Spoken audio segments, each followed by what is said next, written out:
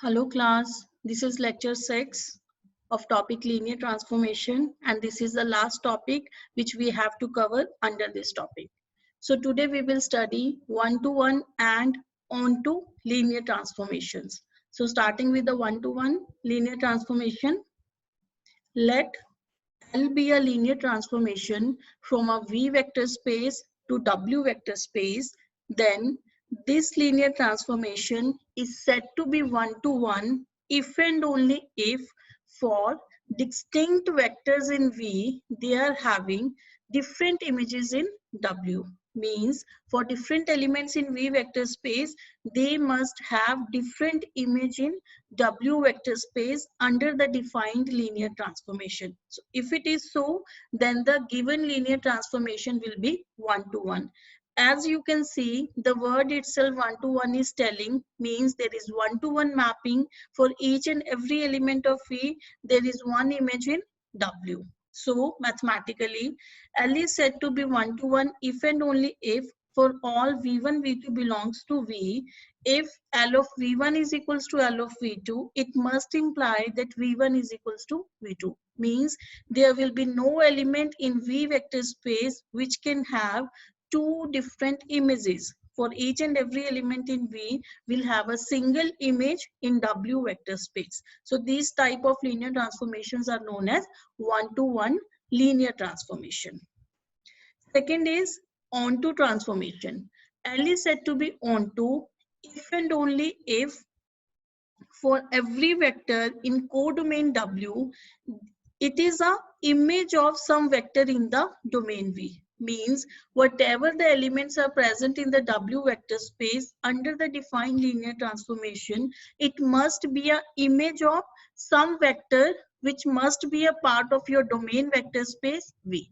Then we will call the given linear transformation to be onto linear transformation. Mathematically, L is onto if and only if for every W belongs to W vector space, there must be some V belongs to V vector space such that W should be an image of L of V. So this is the definition of one-one and onto linear transformation. Now let us proceed toward the example. Now, if this is example number 1, here the linear transformation is from VR to V2R, where VR is a vector space of all complex numbers, and this linear transformation is defined as L of a complex number, that is A plus iota B. It will be equals to a coordinate vector in R square. So that is A comma B, where A is the real part of the complex number and B is the imaginary part of the complex number. Now we will check that this define L is 1-1 and onto, whether it is 1-1 and onto or it is not. So starting with the L is 1-1, consider two elements of your vector space or your domain vector space, that is A plus iota B and C plus iota D. As the linear transformation is defined, so L of A plus iota B will be equals to a coordinate vector AB in R square. Similarly, for L of C plus iota D, it will be a coordinate vector in R square represented by C comma T. Now to check whether L is 1-1 or not, we'll start with L of both the elements are equal, means the image of both the vectors in the V vector space are equal. Then AB coordinate vector must be equals to CD coordinate vector, and we know that this thing can be equals to this if and only if A is equals to C and B is equals to D. Now if A is equals to C and B is equals to D, definitely A plus iota B is equals to C plus iota D. That means if the image of these two vectors are same, then both the vectors must be same. Hence the given defined linear transformation is 1-1. Second part is onto. Now let us consider one part of the codomain. Let AB be any arbitrary member of V2R. Then there must exist a vector A plus iota B belongs to VR such that L of A plus iota B is equals to this. Definitely, if AB is a coordinate vector of V2R, there must exist a number like this, and it will exist because this is how we have defined the linear transformation. Because under this linear transformation, this is a valid coordinate of your codomain vector space if and only if there exists a vector of type A plus iota B in the domain vector space. So definitely if AB coordinate vector is there, there will exist a vector A plus iota B belonging to your domain vector space such that L of A plus iota B will be equals to AB. Hence L is onto linear transformation. Now coming to second example, that is differentiation. This is a linear transformation from P3 to P2. P3 is a set of polynomials of degree 3. P2 is a set of polynomials of degree 2. And it is given by L of P is equals to P dash. That means under this linear transformation, we are taking one derivative. Now to show L is onto, but not 1, 1. So let me start with L is not 1, 1. Now consider two different vectors in your domain P3, let it be P1 and P2. Say P1 is equals to x plus 1, P2 is equals to x plus 2. Then under the defined linear transformation, how it is defined? L of P is equals to P dash. That means taking one derivative. Then x plus 1 derivative will be equals to 1. X plus 2 derivative is also equals to 1 because derivative of a constant term is always 0. So L of P1 as the linear transformation is defined, it is equals to 1. Similarly, L of P2 is equals to 1. So here L of P1 is equals to L of P2, but P1 is not equals to P2. That means for two different vectors in your domain vector space, both are having same image in a co-domain vector space. So that means it is not one-to-one because by definition of one-to-one linear transformation for two different vectors in your domain vector space, these must have different images in the co-domain vector space. And if the images in the codomain vector space are equal, then both the vectors must be equal to each other. But here in this case, the images are equal to each other, but itself the vectors are different. So this defined linear transformation is not 1, 1. Now considering its onto case, take an arbitrary vector q in P2 and find some vector P in P3 such that L of P is equals to Q. If it is so, then definitely the defined linear transformation is onto. Means what we are doing here, considering any vector in your codomain and we are trying to find out is there any vector in the domain vector space such that Q can be the image of that particular vector, right? So now consider P is equals to integration of Q dx with 0 constant term. Okay. So then if I'll take the linear transformation of this particular P, as you know, differentiation and integration both are inverse of each other. So when you will take the derivative of this integral of Q, it will be Q only, hence L is onto.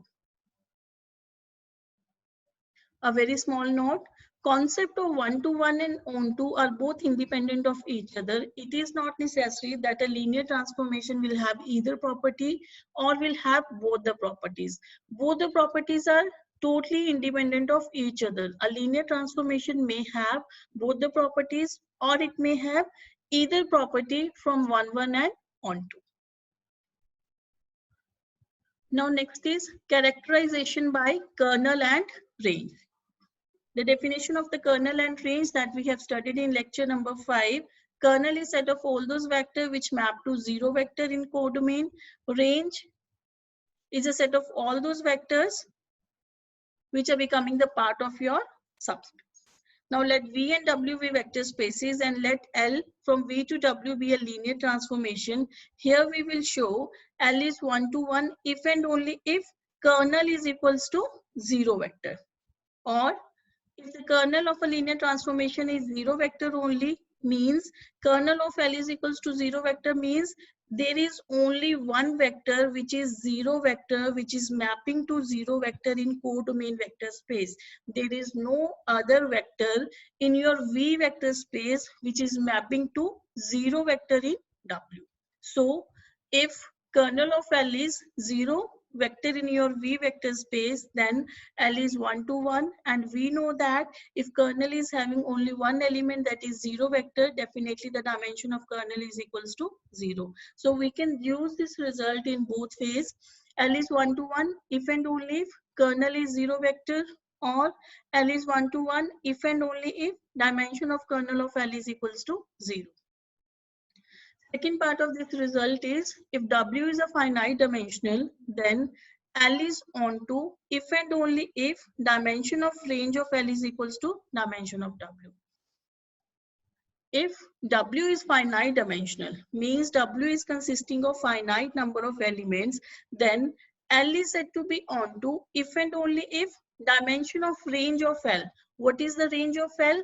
All the images of vectors in V vector space become the range of L. Now, if the dimension of the range of L is equals to dimension of W, that means there exists just equal number of elements. Means we can say for each and every element present in W vector space is having a pre-image in V vector space. Then only dimension of range of L is equals to dimension of W. Because what is range of L? It is a set which consists of images of all the vectors in your V vector space. And if it is exactly equals to dimension of W, definitely the given linear transformation will be onto. This is a very useful result. So later on when you will do the exercise question, you will see that to show a given linear transformation is 1, 1 on onto, you will keep on using this result. Means if you can show it directly that the kernel is a 0 vector, then straight away you can say that the given linear transformation is 1 to 1. Secondly, if dimension of range of L is equals to dimension of W, then also you will say that L is a onto linear transformation. Now let us see the proof of this particular result, starting with the first part.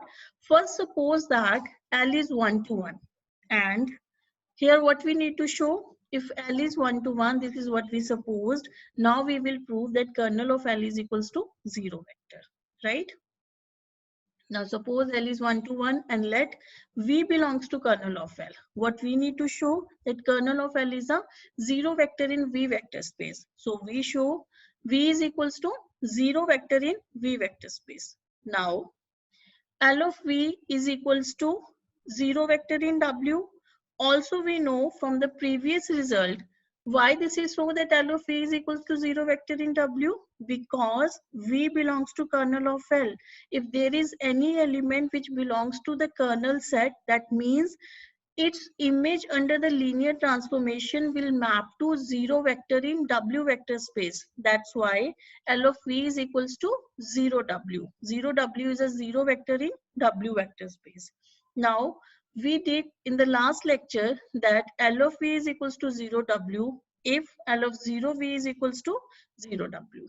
So now, because both are equals to 0W, that means L of V is equals to L of 0V. And also we have supposed that L is 1 to 1. If L is 1 to 1 and image of both these things are equal, that means V is equals to 0V. And this is what we want to show, that the taken element V belonging to the kernel of Z is nothing but a 0 vector in your vector space.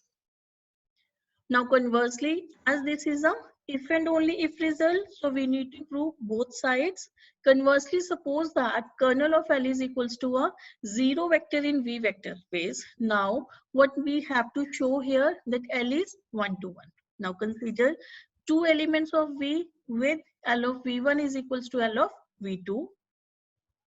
Here we must show V1 is equals to V2. If we are able to show that V1 is equals to V2, that means the defined L is 1 to 1. Now, since L of V1 is equals to L of V2, definitely their subtraction will be a 0 vector in W vector space. Subtraction will be a 0 vector in W vector space because L of V1 and L of V2 both are elements of your W vector space. Since L is a linear transformation, so this subtraction can be written as L of V1 minus V2 is equals to 0W.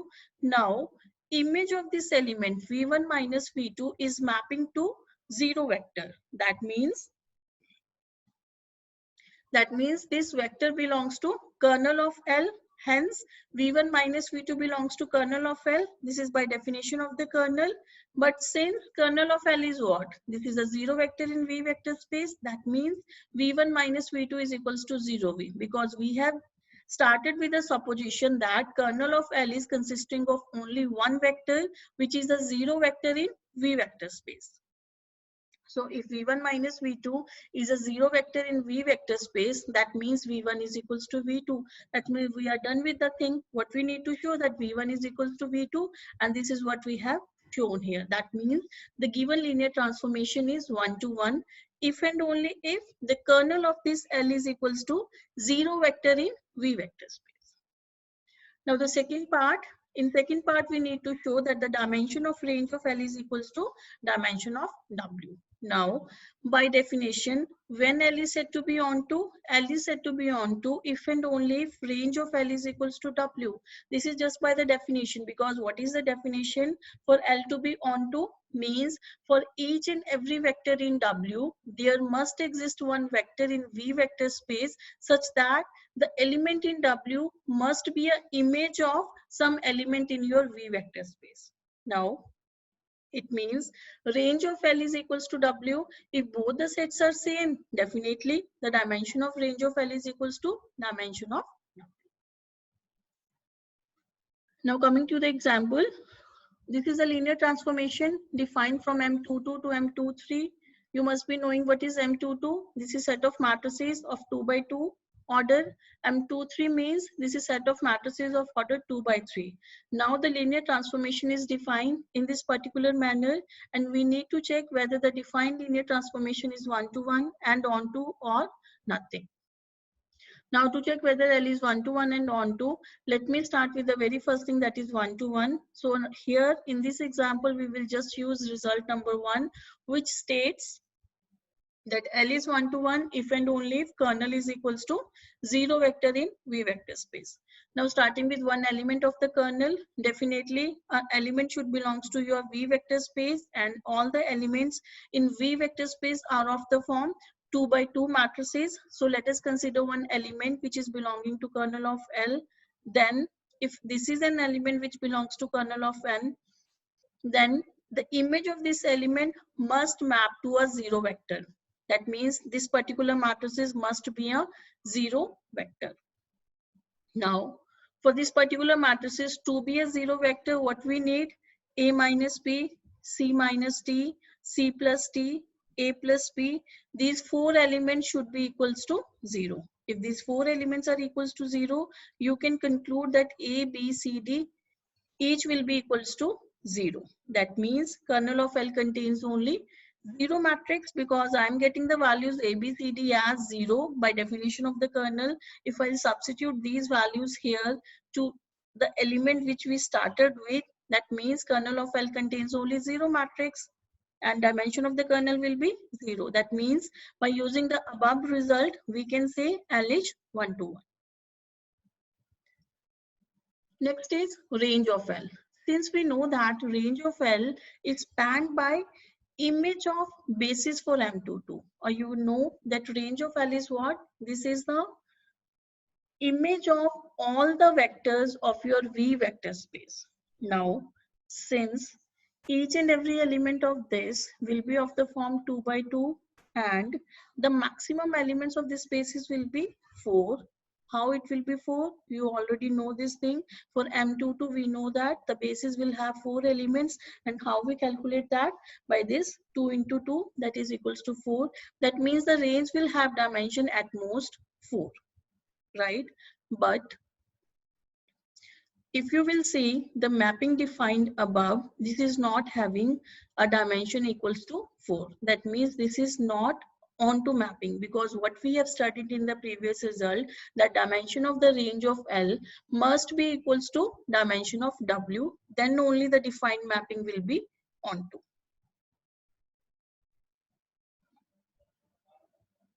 Now, if I define the mapping in this manner from 2,3 to M22 defined in this manner. Now here you can see every 2 by 2 matrices is in range of this M, right? And dimension of range of M is equals to dimension of M22, which is equals to 4.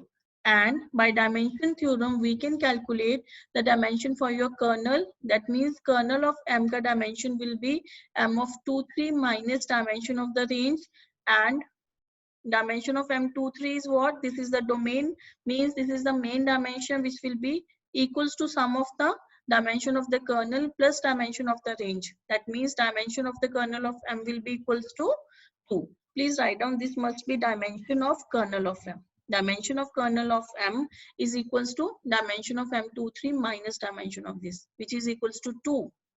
If dimension of kernel of M is equals to 2, that means this is not 1, 1, because for a mapping to be 1, 1, dimension of the kernel should be equals to 0.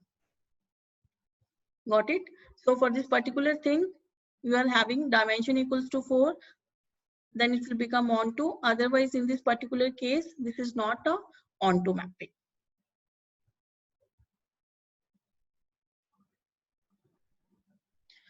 Now coming to result number 2, let V and W be finite dimensional vector spaces with dimension of both the vector spaces are equal. Then L from V to W be a linear transformation. Then it is 1 to 1 if and only if L is onto. Now starting with L is 1 to 1. We know that if L is 1 to 1, that means dimension of kernel is equals to 0. This is by result number 1. Now this implies dimension of V is equals to dimension of range of L only.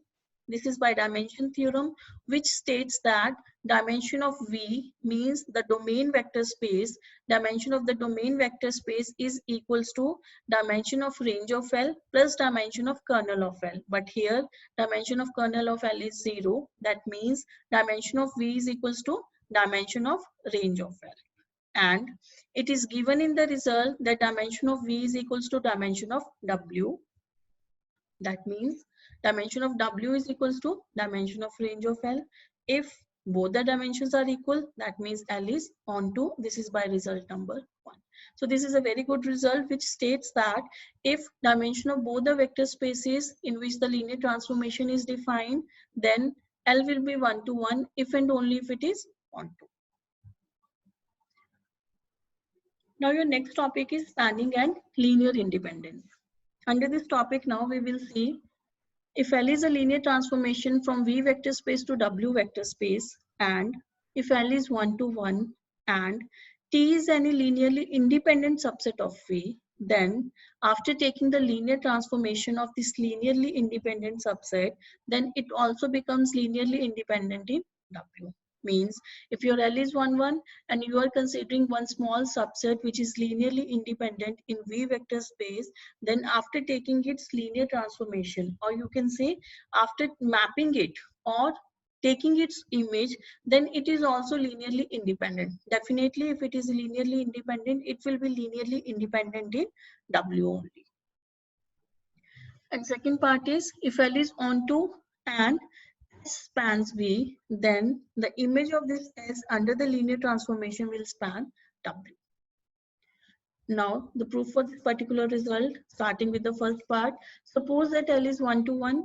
Now consider T to be a linearly independent subset of V. What we need to show that L of T is linearly independent in W. Now suppose this is a finite subset of L of T for vectors x1, x2, xn belonging to T. Now suppose that B1 L of x1 plus up to Bn L of xn is equals to 0W.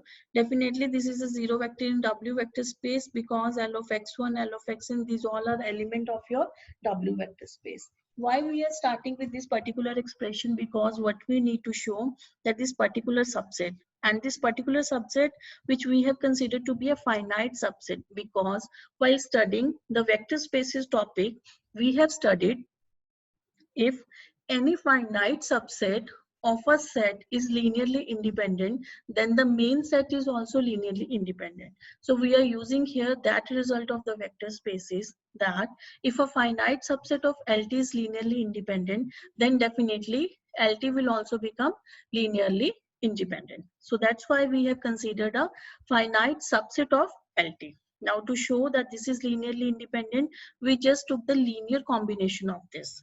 Now, if the linear combination of this is equals to 0 vector, to show that L of x1 up to L of xn are linearly independent, what we need to show here that B1, B2, Bn, these all scalars are equals to 0. So starting with this linear combination, this can be written as L of Bn x1 plus B2 x2 up to Bn xn equals to 0 vector in W space. This is by property of linear transformation. Then if image of this particular vector is mapping to 0 vector in W, that means this particular vector belongs to kernel of L. This is by definition of the kernel. But since L is 1 to 1, and we know that by result number 1, if L is 1 to 1, then kernel of L can consist of only 0 vector. That means B1 x1 up to Bn xn, this is equals to 0 vector. But x1, x2, xn are what? These are the vectors in T which is linearly independent, and this is nothing but the linear combination of these vectors. And if these are linearly independent, that means b1, b2, bn are equals to 0. This is what we need to show. So if these scalars are 0, that means the finite subset which we considered is L of x1 up to L of xn, this is also linearly independent. If a finite subset is linearly independent, then we can straight away say that L of t is also linearly independent. Now second part is, suppose that L is onto and S spans your V vector space. Now we need to prove L of S spans W. Now here we must show for any vector W belongs to the main vector space W, it must be expressed as a linear combination of vectors in L of S. This is by definition of the span, right? We call a set to be a spanning set of the main vector space if any element of my vector space can be written as a linear combination of vectors present in your spanning set. This is what we are showing here, that if there is any vector belonging to W vector space that can be expressed as a linear combination of vectors in L of S, then we can say that L of S will span my W vector space. Now since L is onto, that is given to us, that means there is a V belongs to capital V such that L of V is equals to W. And since S spans V, that means there are scalars A1, A2, AN, V1, V2, Vn such that V can be written as this combination. Here what we did is, since L is onto, so for a small element W belongs to capital W. We started with small w belongs to capital W. We want to show this can be written as a linear combination of vectors of L of S. If this is any element belonging to capital W and L is onto, which is given to us, that means there is one element small v belongs to capital V such that L of V is equals to W. Now since S is spanning your V and small v is an element of V, that means there will be some vectors V1, V2, Vn belonging to S such that this V can be written as a linear combination of vectors, the vectors which are belonging to its spanning set. So V can be written as this linear combination. Now W is equals to L of V, which can be written as L of, now substitute the value of this V here. Then this can be written as A1 L of V1 plus up to so on AN L of Vn. This is by both the properties of the linear transformation. Now clearly you can see this W is written as a linear combination of vectors L of V1, L of V2 and L of Vn. That means L of S spans W. Now coming to the example. Consider this linear transformation. This is from P2 to P3, means set of polynomials of degree 2 to set of polynomials of degree 3. Now, kernel of L is equals to 0. Why the kernel of L is equals to 0 here? Because if I took the image to be 0, to find out the kernel, what we need to do, we need to find out all those vectors in P2 vector space which are mapping to 0 vector in P3. Now, any vector of P3 will be of the form bx cube plus cx square plus ax. If I'll substitute this equals to 0, it clearly shows that b equals to c equals to a must be equals to 0. If a, b, c, all the scalars are 0, that means the vector in P2 will be 0 only. So if the kernel of L is having only 0 vector as its element, that means by result 1 we can say L is 1 to 1. Now consider one linear independent set. Now let T is equals to this. This is a linear independent set in P2. You can check by a simple method that this is a linearly independent set. Now consider its images under the defined linear transformation. L of x square plus x will be equals to this. How we get this result? This is by definition of this linear transformation. Similarly, find out the image of the second element of this linearly independent set, which is x plus 1. L of x plus 1 is equals to x cube plus x square.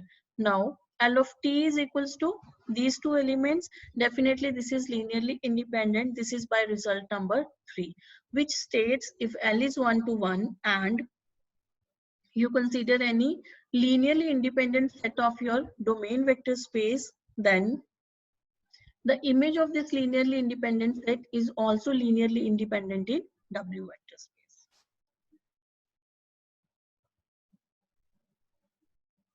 So now the next topic is isomorphism that I will do in part number 2.